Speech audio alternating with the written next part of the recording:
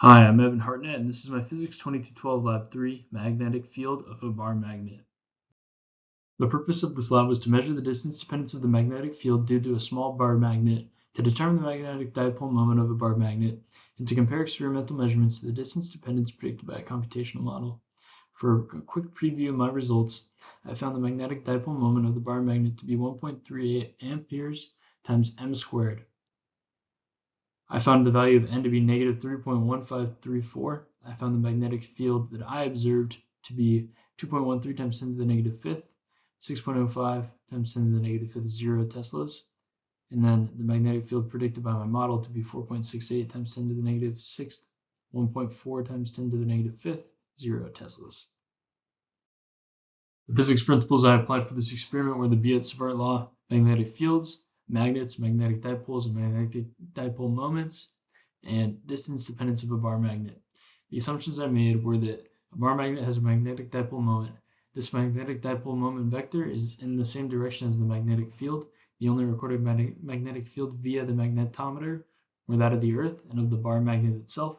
And in Atlanta, Georgia, the net magnetic field is approximately 49 microteslas. For this experiment, the system was the bar magnet and the surroundings were everything else around it.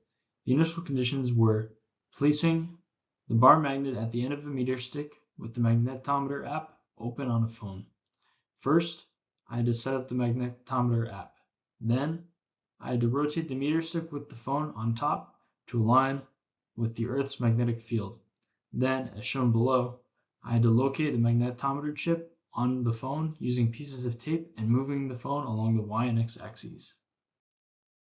I then recorded the on-axis distance for different magnetic field values as shown in the bottom left corner.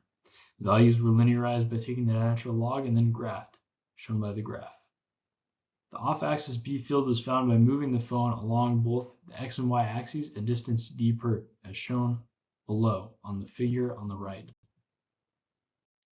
I observed that when the magnetometer is far away from the magnet, it measures a near zero magnetic field in the x direction. As the magnetometer moves closer to the magnet, the measured x component of the magnetic field increases. The positioning of the phone ensures that the magnetic field of the Earth doesn't interfere with measured values for the magnetic field of the bar magnet.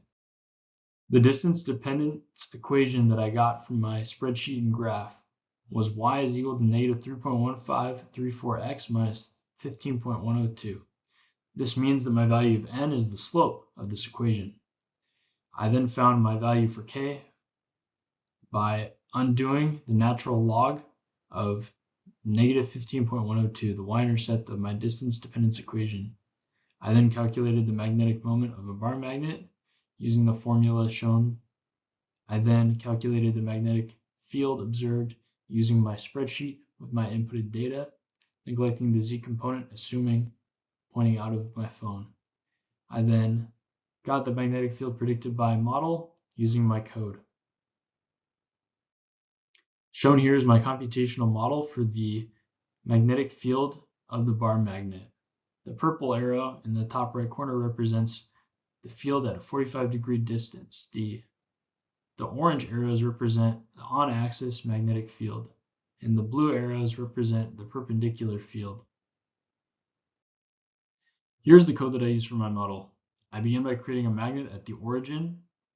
I then created a function to determine magnetic fields at different axes.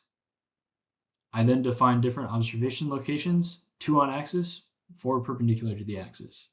I then created arrows to represent the magnetic field on axis and arrows to represent the magnetic field perpendicular to the axis. I then created an arrow for the magnetic field 45 degrees off axis. Discrepancies between my model and experiment include a bar magnet's magnetic field usually matches that of a magnetic dipole. The model predicted a magnetic field of 4.64 times 10 to the negative sixth, 1.4 times 10 to the negative fifth, 0 teslas, but the experiment produced a magnetic field of 2.13 times 10 to the negative fifth, 6.05 times 10 to the negative fifth, 0 teslas. Some sources of error include orienting to compensate for magnetic north may have been done inaccurately, leading to inaccurate readings from the magnetometer. The exact location of the magnetometer in the phone may not have been found correctly using the crossing tapes method.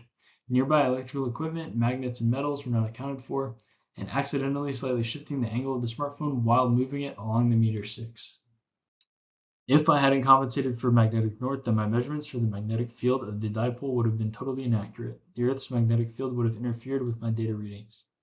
If I did the experiment again with two identical magnets together, then I would expect the magnitude of my results to be larger, but not necessarily double, with the same direction.